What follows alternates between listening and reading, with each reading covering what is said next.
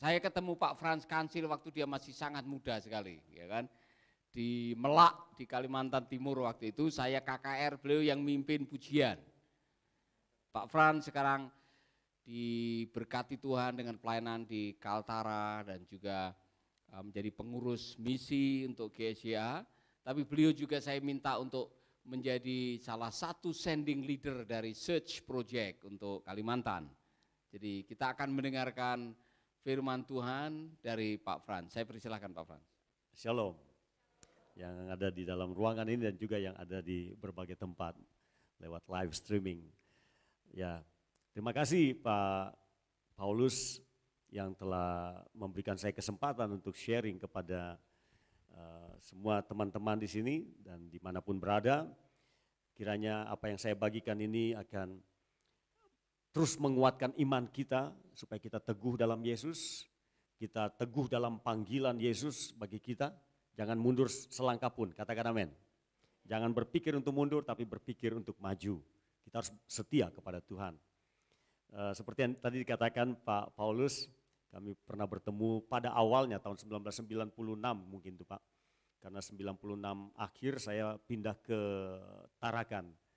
Jadi rupanya pertemuan-pertemuan yang dirancang oleh Tuhan bisa menjadi sebuah hubungan yang jangka panjang ya, yang dulu kita tidak pernah bisa bayangkan. Ya, saya masih sangat muda waktu itu dan melayani di sebuah desa kecil, namanya Empakuk, desa tepi Sungai Mahakam, dan desa itu pada masa itu adalah desa kategori desa miskin tertinggal.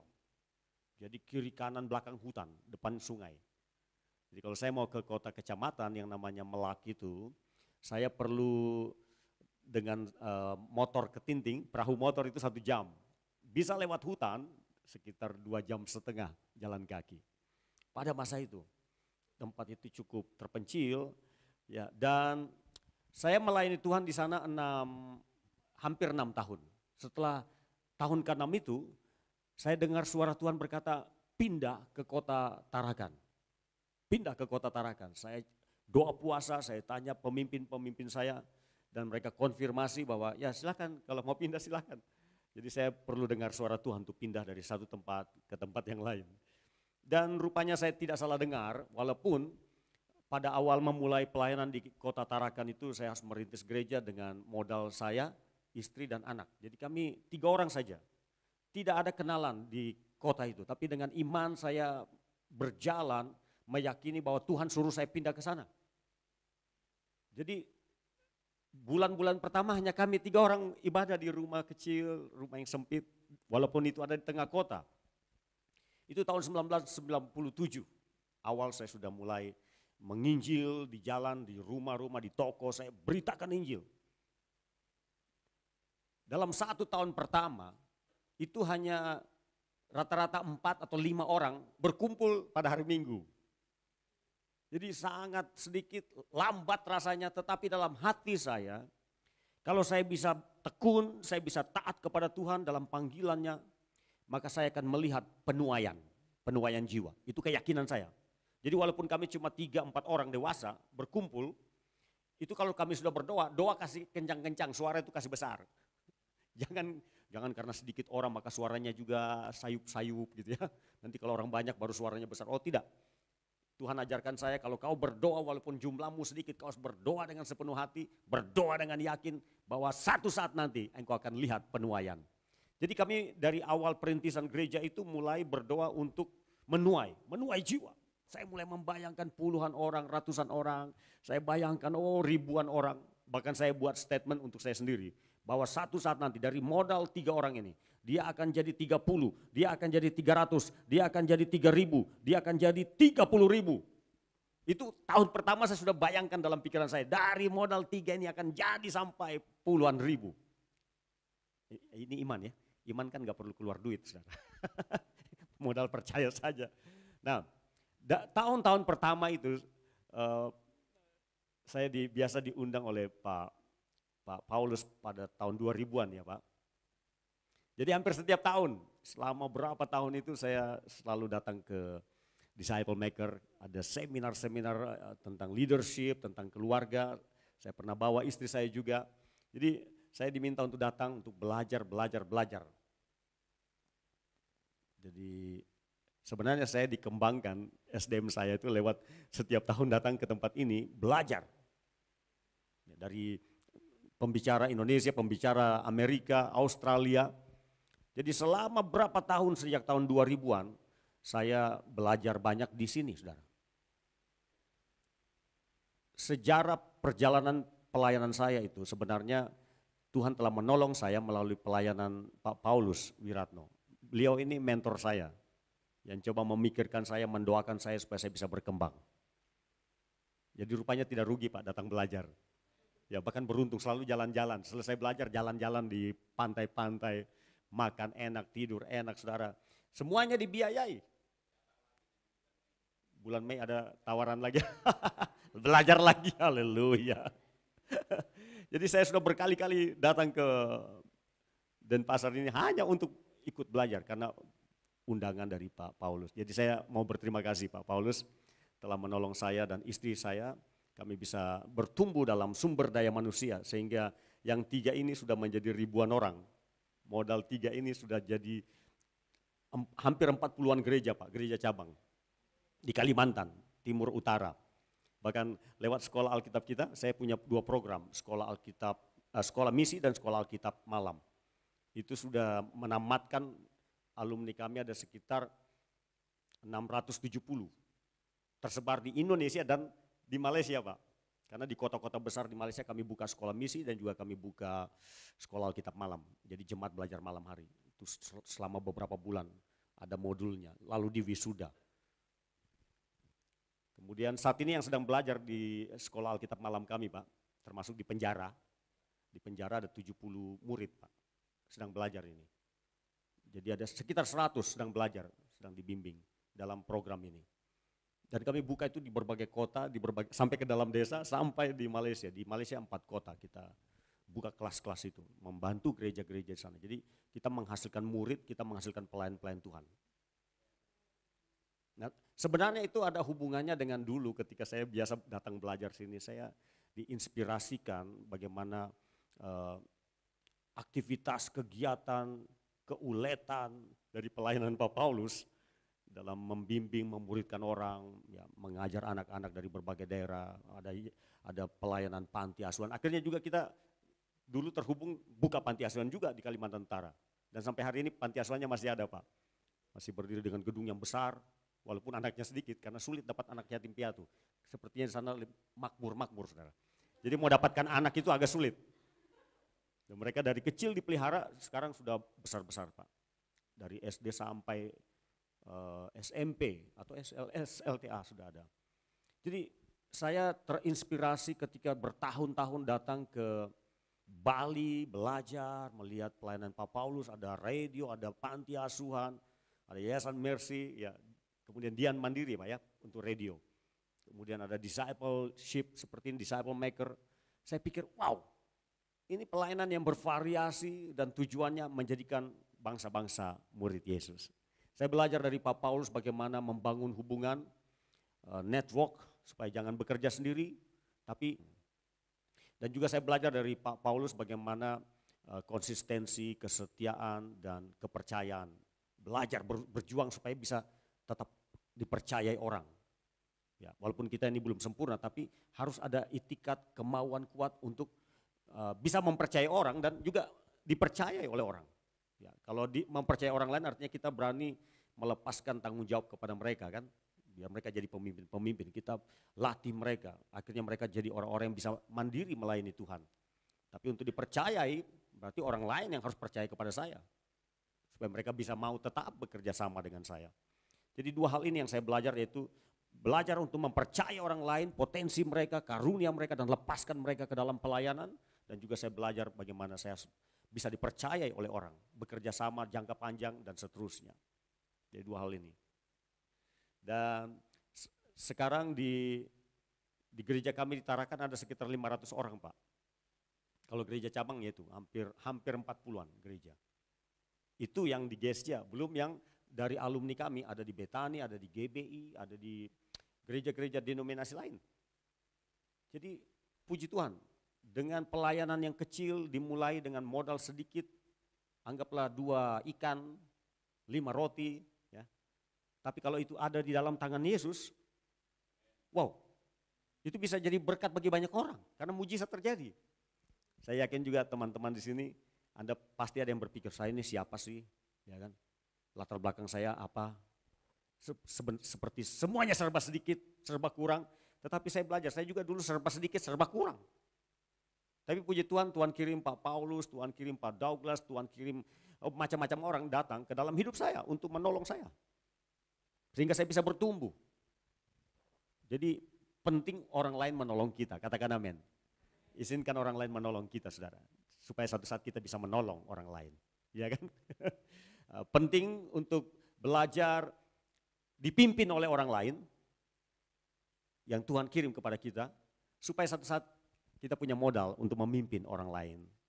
Jadi kita belajar taat, penundukan diri, kesetiaan ketika kita dipimpin, digembalakan, dilayani oleh orang lain. Supaya satu saat kita juga bisa melakukan hal yang sama. Tepuk tangan bagi Allah kita. Luar biasa. Mari kita melihat di dalam Markus pasal 11. Kitab Markus pasal 11 ada satu bagian Alkitab yang sangat saya sukai. Bukan berarti yang lain saya tidak suka, tetapi ini menjadi hidup buat saya. Oleh karena terjadi berulang kali apa yang diajarkan oleh Yesus dalam Markus pasal yang ke-11. Saya beri judul yaitu kuasa perkataan iman. Kuasa perkataan iman. Ada kisah di mana Yesus mengutuk sebuah pohon, yaitu pohon ara. Dan hanya dengan perkataan dia katakan bahwa mulai hari ini tidak seorang pun makan daripada buahmu. Dan murid-muridnya mendengar, melihat. Dan murid-muridnya melihat bagaimana pohon ara itu mati. Tanpa ditebang, tanpa dibakar. Hanya dengan perkataan. Sama-sama katakan, perkataan. Kuasa perkataan. Kuasa perkataan iman. Dan itu mengherankan murid-muridnya dan mereka berpikir, kok bisa ya ini hanya ngomong-ngomong, omon-omon ya. Hanya berkata-kata kepada pohon, mulai hari ini tidak seorang pun makan daripada buahmu. Kalau bahasa Batak saya dramatisir, itu seperti orang Batak bilang, matilah kau. Singkatnya kan begitu kan. Tapi Yesus menggunakan kata-kata, mulai hari ini tidak seorang pun makan daripada buahmu. Artinya apa? Mulai hari ini kau mati. Jadi perkataan itu mematikan pohon itu. Dan ketika murid-murid melihat hasil dampak daripada perkataan itu, mereka terheran-heran. Lalu mereka bertanya, bagaimana mungkin itu hanya dengan engkau berkata demikian, ini pohon mati. Dari akar sampai daun-daun, ranting-ranting mati, berubah menjadi kering. Nah, inilah yang disebut kuasa perkataan iman. Nah, siapa di sini mau perkataannya berkuasa? Memberkati orang lain, mengubah hidup orang lain. Ya, kita mau ya, amin. Siapa di sini mau masa depannya jauh lebih baik daripada sekarang? Ya, saya mau. Siapa di sini mau pelayanannya ke depan, nanti ada yang jadi gembala sidang, jadi dosen mungkin, jadi penginjil dan lain sebagainya. Siapa berpikir bahwa nanti ke depan saudara akan dipakai Tuhan, luar biasa. Pelayananmu diberkati, engkau jadi berkat bagi banyak orang lain. Semua mau? Ya, saya pun masih mau untuk ke depan.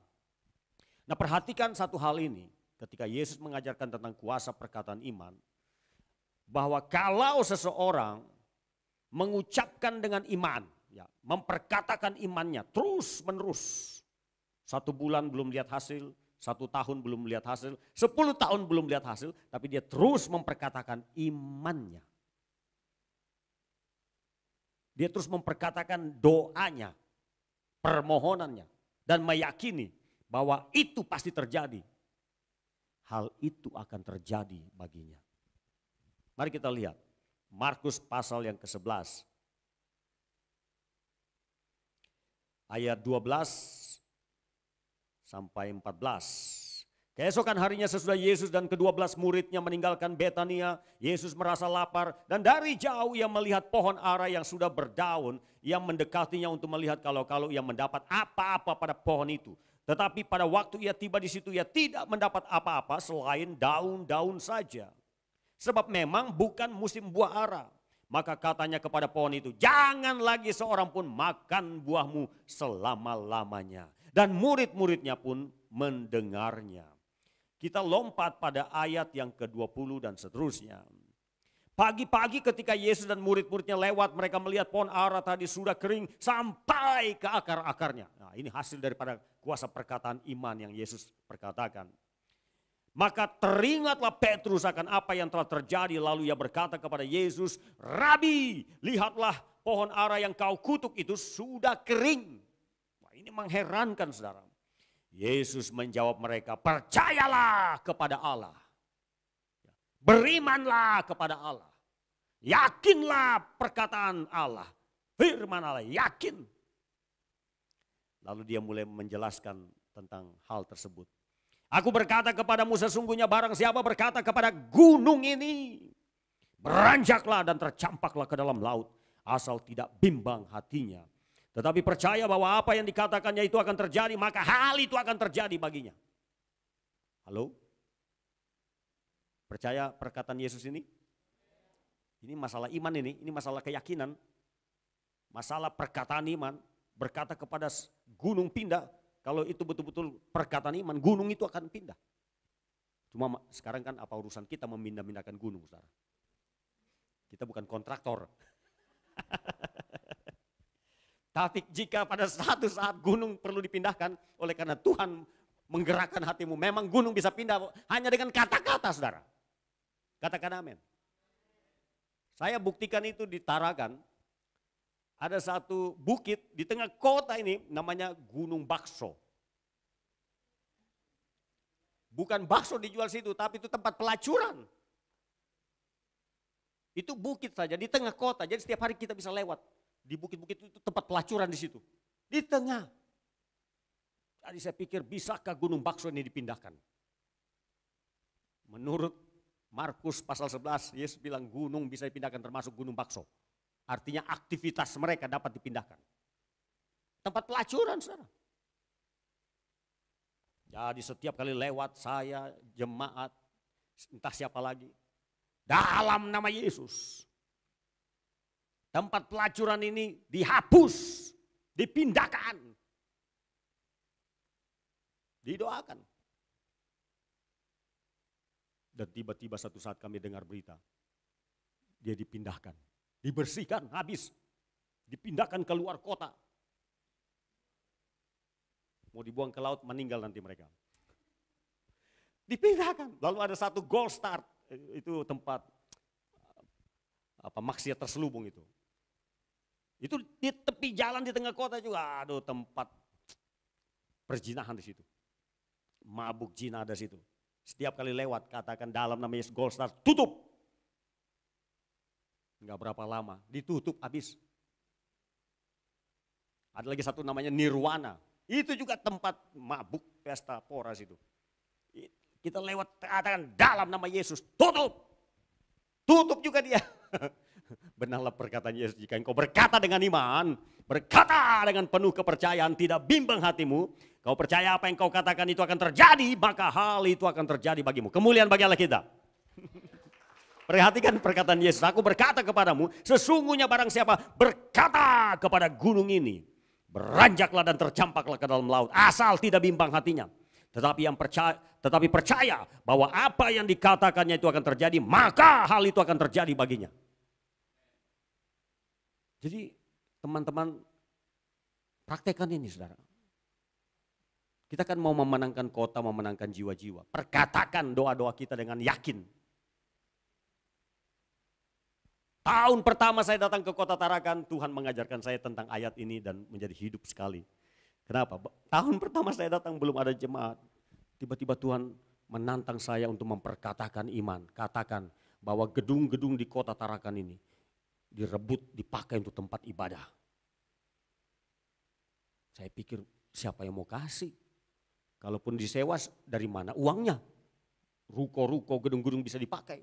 Tapi saya berpikir, Yesus bilang asal tidak bimbang hati, jangan bimbang. Jangan pikir soal caranya. Pikir tentang Tuhan mampu, Tuhan Maha Kuasa. Kalau memang dia suruh, perkatakan saja saudara. Dan saya tahun pertama saya sudah mulai memperkatakan di dalam kota itu setiap kali saya naik motor. Tahun 1997 nih.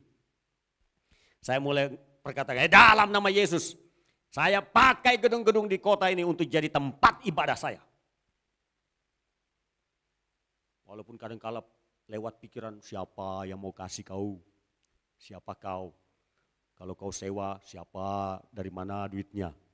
Ya, pikiran-pikiran manusiawi lewat. Lalu saya lawan, saya katakan saya tidak mau tahu caranya, yang saya tahu Allahku sanggup maha kuasa. Kemuliaan bagi Allah kita. Malaikat berkata kepada Maria apa? Ketika Maria mempertanyakan kemahakuasaan Tuhan, malaikat berkata, bagi Allah tidak ada yang mustahil. Jadi tahun pertama saja saya sudah mulai ucapkan, tahun kedua saya tetap berkatakan, saya rebut gedung-gedung di kota ini, saya pakai jadi tempat ibadah. Waktu itu saya masih sewa rumah kecil, hanya 1 kamar dan ruang tamunya kecil. Itulah tempat kami ibadah. Tapi doa ini, perkataan ini saya mulai ucapkan. 2 tahun saya ucapkan, tahun ketiga keajaiban terjadi. Satu anggota gereja, dia masih single waktu itu. Dia katakan pada saya, Pak itu ada gedung kami, gedung bapak saya, itu 4 pintu ruko 3 lantai. Tidak terpakai, kosong bertahun-tahun. Bapaknya pesan, kasih tahu pendeta Frans itu kalau dia mau pakai silakan pakai. Saya tanya, terus bayarnya bagaimana?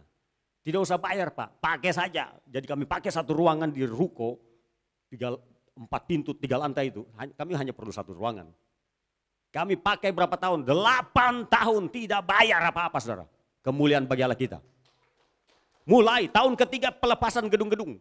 Lalu ada satu pengusaha dari Singapura, dia sewa tempat usaha, rumah di belakang 2 lantai. Kami berteman, lalu dia katakan, Pak Bapak mau pakai rumah yang saya sewa ini?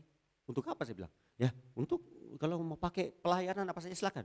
Oh saya pakai, saya lupa berapa tahun itu. Gratis juga. Saya tempatkan penginjil-penginjil kami tinggal di situ, bukan lagi hanya pakai ibadah, tinggal di situ juga. Lalu ada satu lagi rumah di tengah kota ini, milik jemaat, milik bapaknya.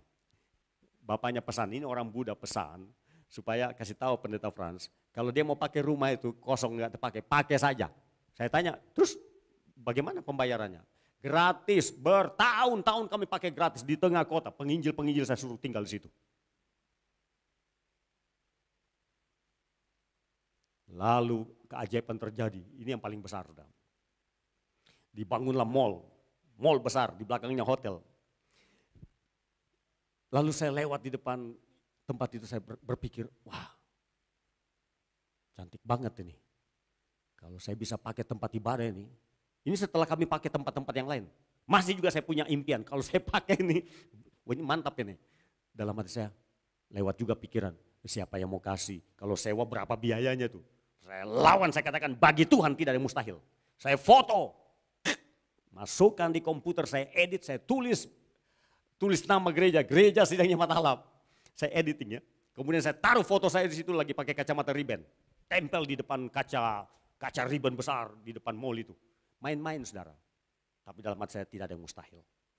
Saudara, pada hari Minggu saya tiba-tiba tampilkan foto itu, mall yang besar itu di layar, lalu jemaat lihat, lalu ada yang tertawa saudara, mereka tertawa. Lucu. Saya pun tenang-tenang saja, hanya main-main. Kemudian saya ada pelayanan di Tomohon, Manado. Sehingga transit di pertemuan doa di Balikpapan, saya buka laptop saya, mereka lihat, wow besar sekali. Saya bilang itu hotel mall, bukan gereja. Tapi mereka lihat ada tulisan, hanya main-main, editing. Sampai di Tomohon saya tampilkan dalam seminar, iseng-iseng saudara. Mereka kaget, hei besar sekali. Setelah mereka tenang, saya katakan itu mall itu. Tapi waktu saya pulang, nggak lama saudara, baru saya pulang ke Tarakan, seorang pendeta datang kepada saya dan berkata, Pak, saya ini diberitahu oleh Direktur Operasional Mall yang baru dibangun itu, untuk 2 gereja boleh pakai meeting room tempat ibadah. Jadi saya diberikan kesempatan, lalu saya disuruh cari satu gereja lagi katanya, cari satu pendeta lagi. Dan saya berdoa siapa yang mau saya hubungi. Tiba-tiba saya ingat wajahnya Bapak. Ingat wajahnya. Haleluya. Jadi saya datang ke sini Pak, Bapak mau nggak pakai meeting room itu? Saya tanya berapa biayanya? Katanya nggak usah bayar Pak, pakai saja yang penting ada orang berdoa. Akhirnya kami pakai, saya lupa berapa tahun, mungkin 10 atau 11 tahun. Kuasa perkataan iman. Tahun pertama saja saya sudah gaspol, tancap. Saya yakin Allah sanggup. Saya rebut tempat-tempat ini, gedung-gedung ini. Ruko-ruko bagi pekerjaan Tuhan. Akhirnya bertambah lagi. Ada lagi satu, tahun yang keberapa ya? Setelah 8 tahun kami pakai satu gedung itu, selesai.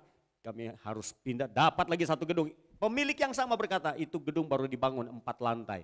Kalau mau pakai saja, sampai nanti ada yang sewa. Kami pakai 4 tahun gratis lagi. Di tengah kota lagi. Jadi saudara lihat penyerahan ini. Ini bukan kebetulan tetapi oleh karena kuasa Tuhan. Dan kuasa Tuhan bekerja lewat ada orang yang percaya akan kuasanya. Tepuk tangan bagi Allah kita. Dan ketika orang itu percaya dia memperkatakan. Dia perkatakan terus. 2 tahun, kurang lebih 2 tahun setengah kemudian itu mujizat terjadi. Dan bukan hanya itu saudara, saya praktekkan tentang the power of the words, ya, kuasa perkataan. Mempercaya bahwa satu hal itu akan terjadi. Sekarang belum kita lihat hasilnya, sekarang belum kita rasakan hasilnya. Tetapi terus percaya, terus perkatakan, oh saya lakukan itu. Saudara, ketika orang-orang mulai berdatangan beribadah, saya ajar mereka cara berdoa. Saya kumpulkan mereka, setiap Jumat kumpul berdoa. Lalu saya pikir apa topik-topik doa, apa permohonan yang harus dinaikkan kepada Allah. Saya ambil kertas, saya mulai menulis setiap apa yang timbul di pikiran saya. Untuk berdoa bagi keselamatan jiwa-jiwa, berdoa untuk mujizat terjadi. Berdoa supaya gereja-gereja baru berdiri. Saya tulis nama-nama desa, saya tulis nama-nama penyakit pun saya tulis. Puluhan daftar nama penyakit. Saya berkata Tuhan Yesus sembuhkanlah penyakit-penyakit yang saya tulis ini. Nama-nama dukun yang sempat saya dapatkan informasi dari jemaat, saya tulis nama-nama dukun. Kemudian setiap Jumat kertas itu dibagi-bagi, per kelompok doakan, tumpang tangan, katakan jadi dalam nama Yesus. Ada kalanya kami pakai peta, saya beli peta Kalimantan, peta Indonesia, peta dunia. Saya bagikan per kelompok nih, doakan itu bangsa-bangsa, doakan kota, doakan Indonesia. Apa yang kau lihat kau sebut aja. Berdoa apa? Supaya orang-orang bertobat, supaya kebangunan rohani terjadi. Dan katakan iblis dihancurkan di sana sini. Itu didoakan terus menerus, diucapkan, diperkatakan. Saya ingat Yesus berkata apa? Kalau kau berkata kepada gunung, pindah dan tercampak ke dalam laut, asal tidak bimbang hatimu. Namun kau percaya apa yang kau katakan itu akan terjadi, maka hal itu akan terjadi bagimu. Itu kan perkataan Yesus. Dia menantang kita untuk mempercayai dia. Dan kalau sudah percaya, perkatakan apa yang kau percayai. Jadi apa saja yang saya timbul dalam pikiran saya tulis lalu saya katakan jadi dalam nama Yesus. Pasti jadi. Daftar nama penyakit saya tulis termasuk AIDS. Tuhan Yesus sanggup menyembuhkan AIDS. Dan apa saja yang kami doakan, di waktu-waktu kemudian keajaiban terjadi. Dukun-dukun bertobat, orang dengan berbagai jenis penyakit bisa disembuhkan. Desa-desa yang dulu kami tulis nama-nama desa itu di situ berdiri gereja-gereja baru. Kota-kota yang saya tulis sekarang saya melanglang buana ke segala kota, bukan hanya saya, jemaat-jemaat juga pergi ke sana kemari dalam bentuk tim berangkat pelayanan ke berbagai kota, berbagai desa dan juga ke negara-negara lain. Itu dulu didoakan, diperkatakan, diyakini bahwa Allah sanggup. Bukan saya yang sanggup, tapi Allah yang sanggup. Saya hanya perlu percaya dan memperkatakan apa yang saya percayai. Terjadi, saudara. Terjadi. Kalau saya ingat kembali, saya kan dulu miskin, saudara. Cuma 3 orang. Sudah badan saya kurus, krempeng lagi, ada kumis sedikit. Persis orang sakit ketika saya lihat foto saya 27 tahun lalu. Ya ampun, seperti orang sakit. Mungkin Pak Paulus masih ingat postur tubuh saya. Krempeng sekali kan Pak? Tipis saudara. Mungkin hanya 46 kilogram. Kalau sekarang mendingan sudah 60. Saya lebih sehat daripada dulu dibandingkan sekarang. Tapi waktu kurus krempeng itu kurang gizi, saya tetap percaya Allahku dahsyat. Tepuk tangan bagi Allah kita. Kurang uang, kurang fasilitas, tapi tetap percaya. Dan memperkatakan percaya saya, ya Tuhan saya percaya segala sesuatu akan Engkau sediakan. Saya perkatakan terus itu. Kan Paulus mengatakan itu. Aku yakin Allahku akan menyediakan segala sesuatu. Bahkan Efesus 3 ayat 20 dikatakan, for him the glory, who can do more than we can ask, more than we can imagine. Untuk dia kemuliaan yang sanggup melakukan jauh lebih banyak daripada yang dapat saya minta atau saya pikirkan. Itu saya perkatakan. Dan saya yakin itu pasti terjadi dan memang terjadi. Terjadi berulang-ulang. Saya katakan Tuhan saya mampu hanya sedikit. Tetapi Engkau sanggup melakukan lebih banyak. Saya bisa lakukan sedikit tapi Engkau bisa lebih banyak.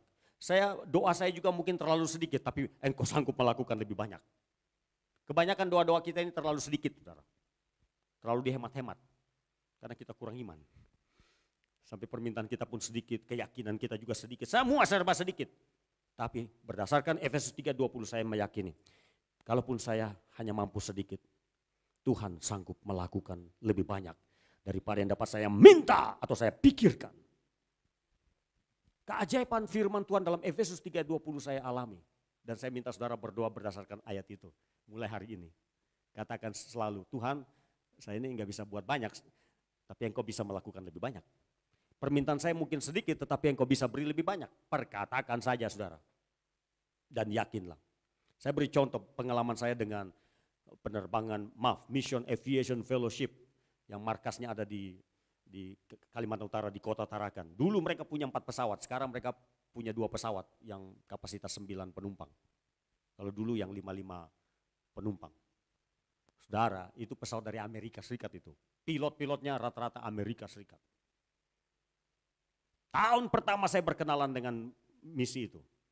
Beberapa tahun kemudian Tuhan menggerakkan saya pergi ke Kabupaten Malino untuk mengadakan kebaktian kebangunan rohani. Saya tanya kepada jemaat yang saya layani. Siapa yang mau ikut? Kita bikin KKR di Malino sana. 40 orang mendaftar. Saya ikut. Oh, kok banyak banget. Lalu saya mulai merencanakan perjalanan. Ada sebagian akan naik speedboat 3 jam perjalanan. Sebagian naik kapal sungai 6 jam. Dan sebagian akan naik pesawat. Kalau pesawat hanya perlu 20 menit. Lalu saya pikir kalau naik pesawat menghubungi MAF. Waktu saya berpikir ide itu ada, sebenarnya belum punya uang, tidak ada uang. Tapi kaki saya melangkah ke kantor MAF, kantor penerbangan itu. Saya tanya sama manajernya. Saya ada rencana buat pelayanan KKR di Malinau, tanggal sekian, hari sekian. Pergi 3 penerbangan, pulang 2 penerbangan. Berarti total 5 flight, 5 penerbangan. Boleh apa tidak? Dia katakan, oh bisa. Kami akan siapkan. Lalu saya tanya, itu berapa biayanya? Saudara, ini datang ke kantor orang, tidak punya uang. Tapi berani booking, berani menawar. Tanya, berapa biayanya? Dia katakan begini, Bapak silakan pakai pesawat ini, nanti sudah selesai pelayanan, pulang ke sini. Ke kantor ini. Baru kita bicara. Dalam hati saya, itu bahaya itu.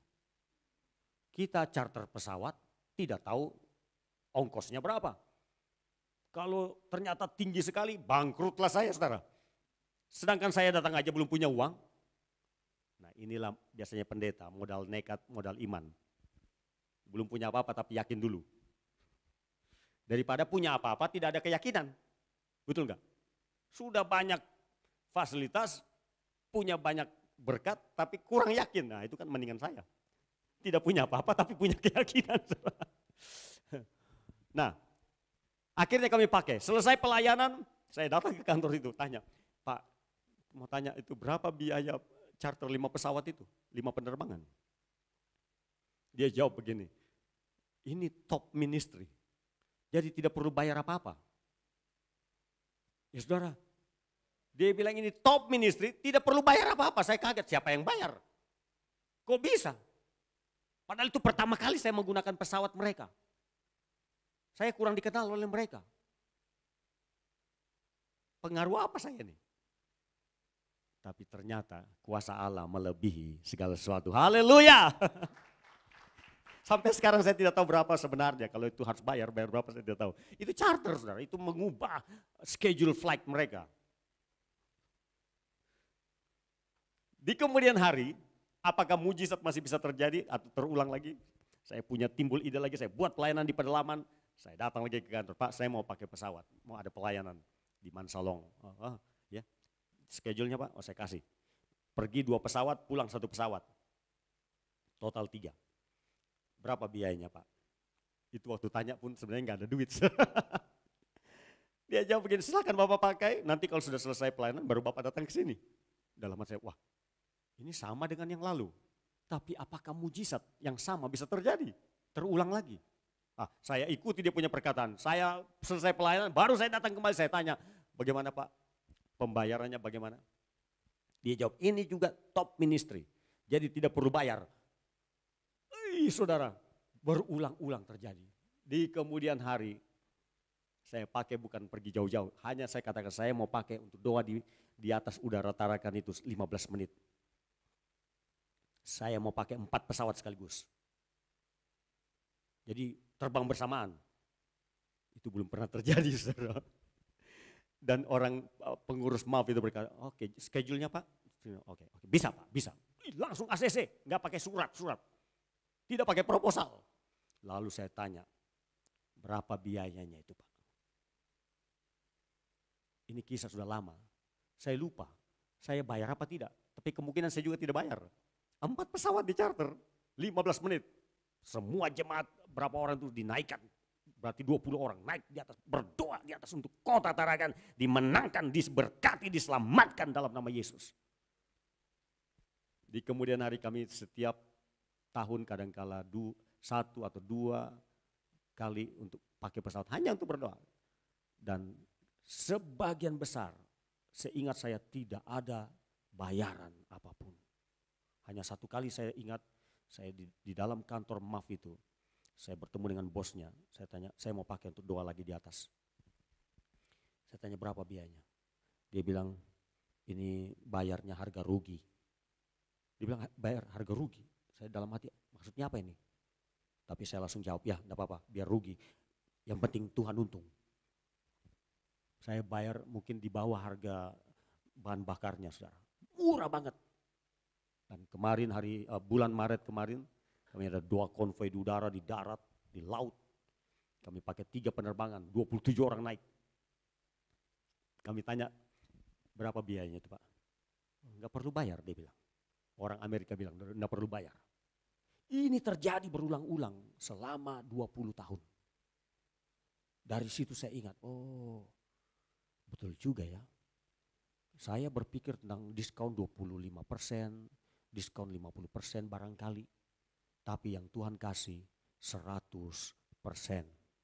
Benarlah firman Tuhan, bagi dia yang sanggup melakukan jauh lebih banyak daripada yang dapat kamu minta atau kamu pikirkan.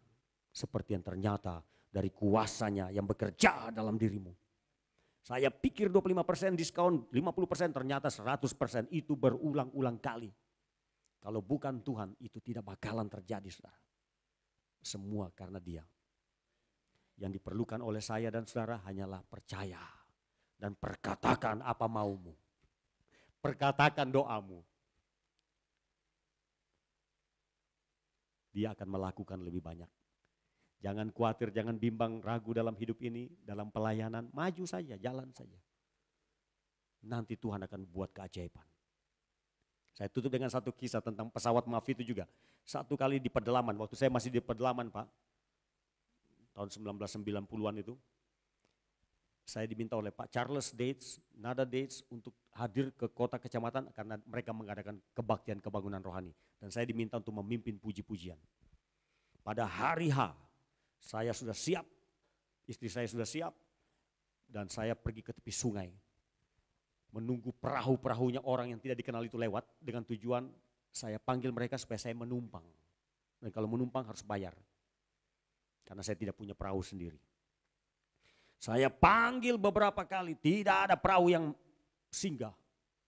Dan saya mulai cemas dalam hati saya, kalau tidak ada perahu berarti batal perjalanan saya ke sana. Batal juga tugas saya sebagai MC, song leader.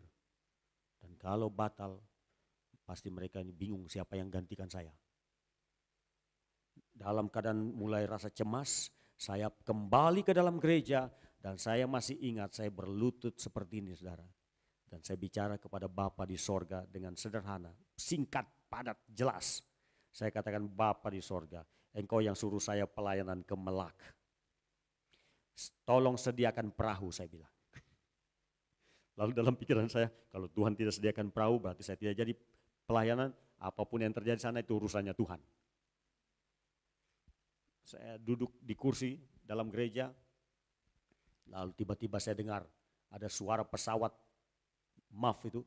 pesawat Cessna terbang rendah di atas kampung Empakuk, tempat saya melayani. Saya kaget, kok ada suara pesawat di atas kepala saya ini. Dia terbang rendah, dia putar-putar rupanya. Lalu saya keluar, saya lihat orang-orang berlarian ke tepi sungai. Dan saya pun ikut ke tepi sungai dan saya lihat di sebelah hilir sungai itu pesawat turun di atas air di sungai. Dia ada pelampung di bawahnya. Dalam hati saya, ada apa ini? Dari mana dia ini? Kemudian dia mendekati kampung tersebut, lalu mendekati rakit, lalu pilotnya keluar. Namanya pilot Remy, orang Kanada kalau nggak salah ingat. Dia keluar, kemudian dia ambil tali, dia ikat tali pesawat di rakit supaya jangan hanyut. Dan dia melihat ke arah saya, karena dulu kami pernah bertemu dan saya pernah naik pesawatnya yang turun di darat. Dia langsung tunjuk, Pendeta Frans ya. Karena sungai ada di bawah, saya di atas. Saya katakan, ya Pak, saya turun ke bawah. Keajaiban terjadi. Dia katakan begini, Pak, saya akan terbang ke Balikpapan 1 jam, setelah itu 1 jam lagi saya kembali ke sini. Total 2 jam. Saya datang untuk jemput Bapak pergi ke Melak. Zaman itu belum ada handphone, belum ada WhatsApp.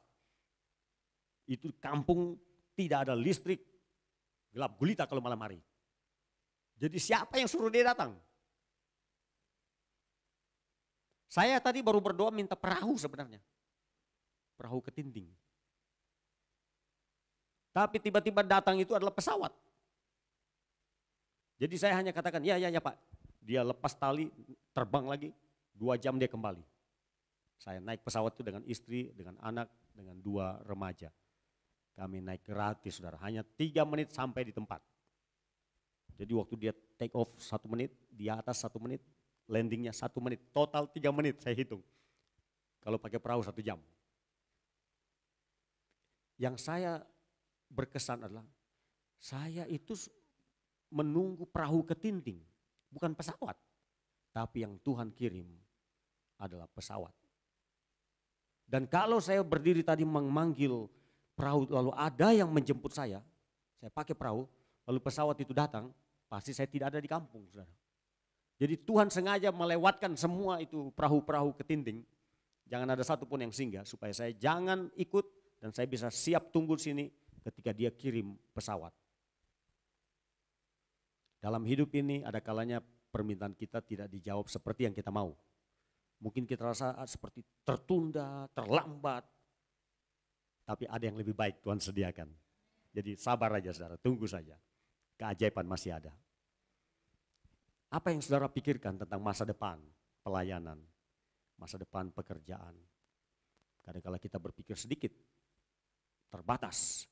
Tetapi Efesus pasal 3 ayat 20, Paulus mengingatkan kita, Tuhanmu sanggup melakukan lebih banyak, lebih besar daripada yang dapat kamu minta atau kamu pikirkan.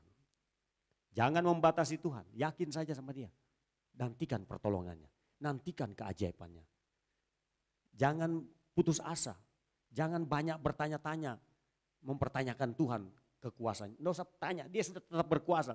Tidak ditanya pun dia tetap berkuasa. Ditanya pun dia tetap berkuasa. Tapi yang dia minta, adakah iman dia jumpai ketika dia datang kepada kita. Yakin masa depan kita masa depan yang baik. Yakin Tuhan akan memberkati kita supaya kita memberkati orang lain. Bagi Tuhan tidak ada yang mustahil. Seringlah memperkatakan imanmu secara pribadi, doa pribadi, atau ketika berteman dengan teman-teman, cerita tentang iman, cerita tentang impianmu masa depan, perkatakan.